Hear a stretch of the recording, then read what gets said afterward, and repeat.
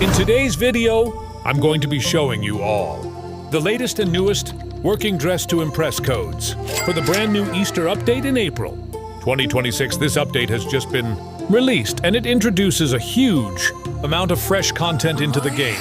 With this update, players can unlock a variety of Easter-themed accessories, stylish outfits, and exclusive limited-time items that are only available through these codes.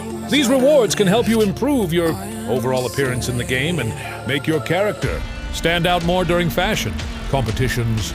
It is highly recommended that you redeem all of these codes as soon as possible, because they may expire at any time without any prior notice. Before we begin with the codes, I have something special for you to celebrate this new update. I am giving away VIP game passes to a few lucky viewers on this channel.